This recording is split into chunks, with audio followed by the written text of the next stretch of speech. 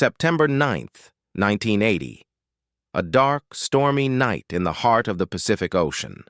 A gigantic cargo ship, towering 16 stories high, even larger than the Titanic, was battling against monstrous waves. This wasn't some old rusty freighter. It was a steel giant built to dominate the seas. But by sunrise, it had vanished. No distress calls. No debris. A vessel weighing hundreds of thousands of tons, gone as if it never existed. For 2 decades, authorities brushed it off with a simple phrase: it sank. But when one grieving, father refused to accept that answer, he uncovered a cover-up that would shake an entire industry to its core. Welcome to RivoTv, where we bring you the stories the world tries to bury. This is the story of the MV Derbyshire. She was slicing through the Pacific just hours away from reaching Japan. But from the east, a brewing monster was approaching, Typhoon Orchid, a storm growing deadlier by the hour.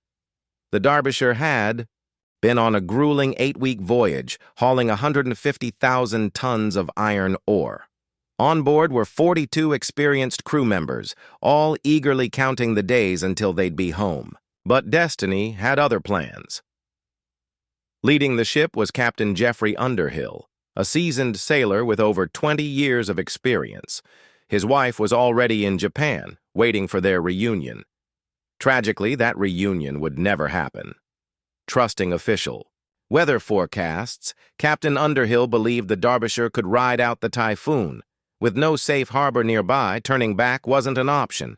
He slowed the ship, pointed its bow into the waves, and radioed a routine message. All stable. But Typhoon Orchid had other intentions. Waves towering over 30 feet began relentlessly pounding the ship. The Derbyshire wasn't an outdated rust bucket. She was cutting edge, built to endure nature's worst. For Captain Underhill, this was just another storm to face head-on. But, deep below the surface, a silent disaster was already unfolding. That very night, 2 other ships managed to survive Typhoon Orchid. But the Derbyshire? She simply vanished, without sending a single distress signal. For 6 agonizing days, there was no word. Shockingly, even the ship's owners didn't sound the alarm, assuming it was just a communication glitch. But soon, the silence turned into fear. On September 15th, a massive search operation was launched. Aircraft, Navy ships, helicopters, everyone scoured the Pacific, but they found nothing, not even a floating life vest. After 6 days of searching, authorities declared it lost at sea. No investigation, case closed, news outlets moved on.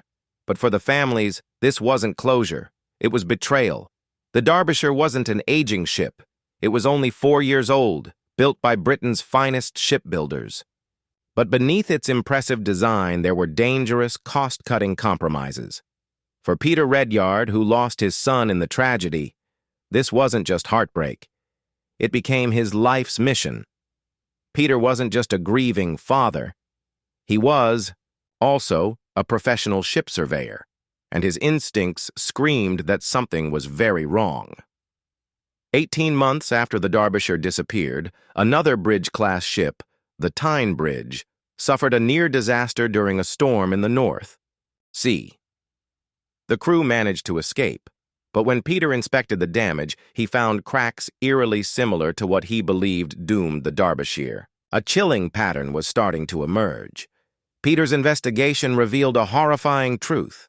Many bridge-class ships were quietly receiving emergency repairs to fix dangerous flaws. Even worse, the Derbyshire hadn't even been built according to its own blueprints.